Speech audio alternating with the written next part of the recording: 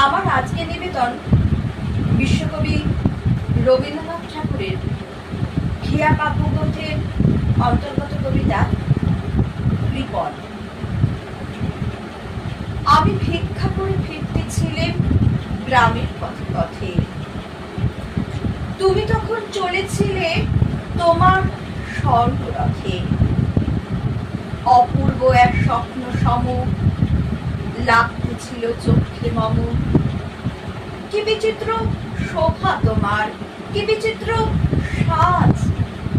আমি মনে ভাবতেছিলাম, এ কোন মহারাজ। আজ শুভক্ষণে রাত পোহালো, ভেবেছিলেন তবে আজ আমারই দাঁড়ে দাঁড়ে ফিরতে নাহি হবে। বাহির হতে নাহি হতে কাহার দেখা পেলেন পথে। চলিতে রথ ধনধান্য ছড়াবে দুই ধারে। মুঠা মুঠা কুড়িয়ে নেব নেব ধারে ধারে।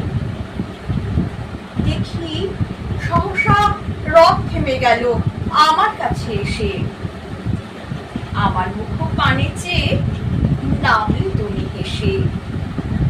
দেখে মুখের প্রসন্নতা জড়িয়ে গেল সকল ব্যথা। হেনকালে কিসের লাগে তুমি অকস্মাৎ। আমায় কিছু দাও গো বলে বাড়িয়ে দিলে হাত। মরি একই কথা রাজাধিরাজ, আমায় দাও গো কিছু। শুনে ক্ষণকালের তরে রইল মাথা নিচু। তোমার কি বা অভাব আছে ভিখারি ভিক্ষুকের কাছে? এ কেবল কৌতুকের বসে আমায় প্রবঞ্চনা। ঝুলি হতে দিলেন তুলে একটি ছোট কণা। যবে পাত্রখানি ঘরে এনে উজাড় করি, এ কি ভিক্ষা মাঝে একটি ছোট সোনার কণা দেখি।